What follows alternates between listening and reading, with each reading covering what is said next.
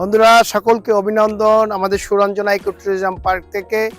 আজকে আমরা এসেছি চমৎকার একটি পরিবেশ সুরঞ্জনায় আমাদের শ্বেতশুভ্র কাশবনে। একটি আপনার যারা ভ্রমণ পিপাসু আছেন, যারা পর্যটক আছেন, বিভিন্ন জায়গা থেকে বরগুনা এসেছেন, একবারের জন্য এলেও আমরা আপনাদেরকে আহ্বান জানাবো সুরঞ্জনায় চলে আসুন। শরতের এই কাশফুল ভ্রমণ বিলাসীরা ঘুরে যেতে পারেন সুরঞ্জনায় এসে। চারিদিকে সবুজে ঘেরা প্রকৃতির এই সুন্দর মনোমুগ্ধকর একটি পরিবেশ। এখানে দেখতে পাচ্ছেন জলাশয়ের মধ্যে রয়েছে শাপলা শালুক ফুটান্ত, এবং এই পরিবেশ একটি ব্যতিক্রমধর্মী পরিবেশ। বরগুনাকে আলোকিত করেছে, বরগুনাকে আলোচিত করেছে সুরঞ্জনার আজকের এই পরিবেশ। বিভিন্ন বয়সের বিভিন্ন স্থান থেকে আমরা লক্ষ্য করেছি পর্যটকরা এসেছেন এখানে দেখার জন্য সুরঞ্জনার এই যে শ্বেতশুভ্র যে সাদা পরিবেশ।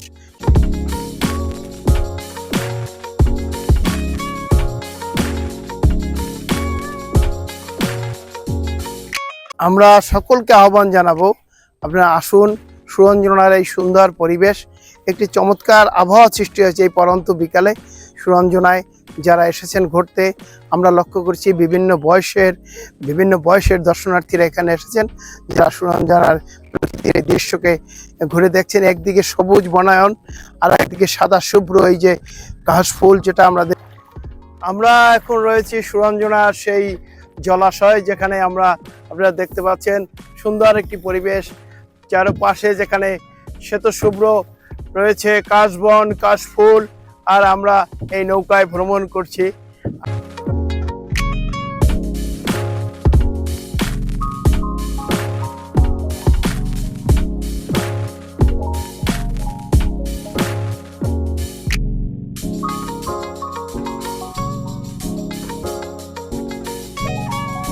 সুরঞ্জনা এসে নতুন একটি আনন্দ, নতুন একটি সুন্দর প্রাকৃতিক সুন্দর আপনার পরিবেশ আপনারা উপভোগ করুন। সুরঞ্জনা আমাদেরকে পরিচিত করেছে বরগুনা থেকে, বরগুনার বাইরে, বিশ্বের বিভিন্ন জায়গায়।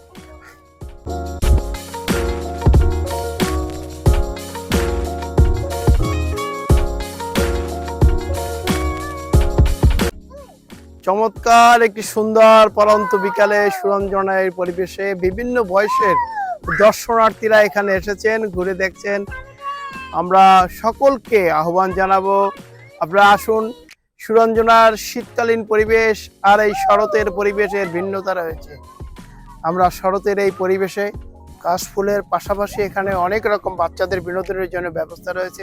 এখানে নাগরদোলা রয়েছে আপনারা দেখছেন, এবং এখানে পালকি রয়েছে, গ্রাম বাংলার পুরাতন ঐতিহ্য, যে পালকিতে করে একদিন বর এবং বধূরা শ্বশুর বাড়ি আসতো বধূরা, সেই পালকি রয়েছে এখানে।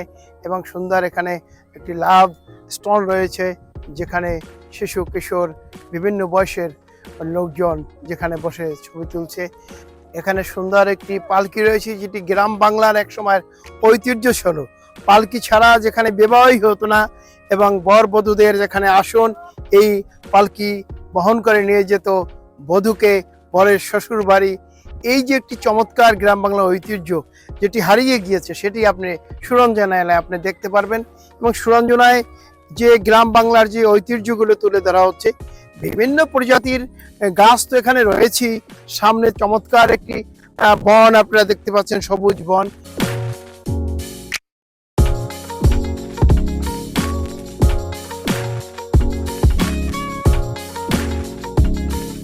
একদিকে যেমন কাশবন শরতের চমৎকার একটি আবহাওয়া তৈরি করেছে, তেমনি আপনারা দেখতে পাচ্ছেন চারিদিকে সবুজ বন, যেখানে পাখির কলরব রয়েছে, কোলাহল রয়েছে পাখির, চমৎকার একটি প্রাকৃতিক দৃশ্য।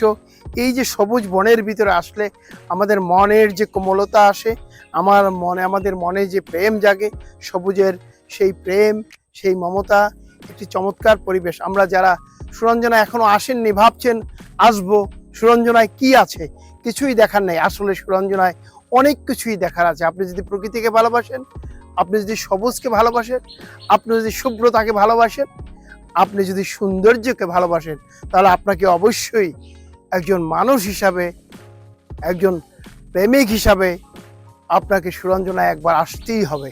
সুরঞ্জনায় একবার আসুন, সুরঞ্জনাকে দেখুন, সুরঞ্জনাকে আপনি ভালোবাসুন।